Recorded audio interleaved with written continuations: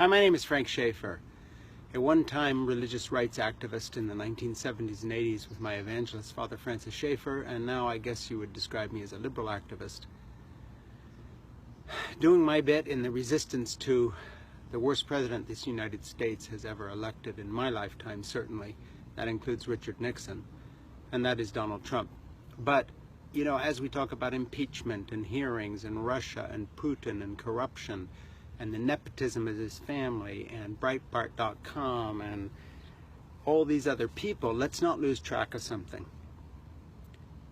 The only reason Donald Trump is president is because we had a black president, and the resentment of the white oligarchy and the racist and the xenophobic white evangelicals who designed an entire Christian school movement in the 70s and 80s to try to end-run integration. These people who followed people like the segregationist Jerry Falwell Sr., whose son now runs Liberty University, are reacting to the first black presidency. And their reaction was to elect the most unqualified president to replace perhaps the best president this country's had in my lifetime, the most erudite, the most educated, the most well-spoken, the best temperament we've had in a president that I can remember, a true leader. And it's almost like a parody of something like Paradise Lost or Satan's Fall from Heaven, whatever it might be. The reaction against this wonderful figure of President Obama, who endured an 8-year slow-motion lynching by the white mob, the oligarchs, the alt-right, the white supremacists, and all the rest of it. It's almost like a parody. You know, I don't even think Shakespeare would have cooked up something like this, to go from someone so luminous and so bright and so well qualified, but also just so deeply human, the good husband of a wife, a faithful father, someone who is there for his family.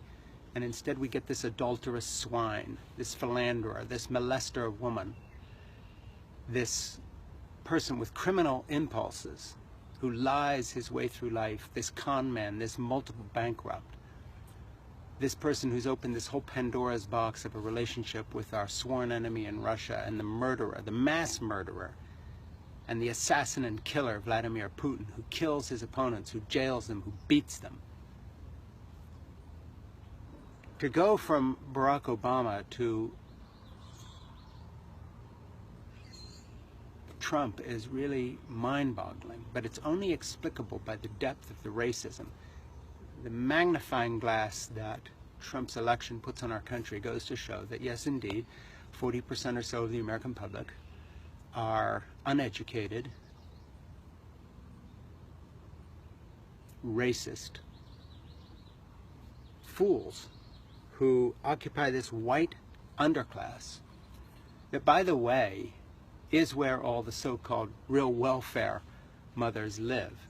White older males my age are the people who are essentially out there sucking up dollars from the federal system, from Medicaid and Medicare and Social Security and unemployment benefits and disability, huge amounts of white males on disability, in comparison to the productive black community that the whites like to disparage, who are forging ahead economically, and that in spite of the mass incarceration of the new Jim Crow, where male black men have been locked up on the dubious pretext of minor drug charges by the millions to try to control that population out of black ascendancy into our culture. And so I just want to point out, you know, as we struggle, as we resist, let's remember the truth of the matter.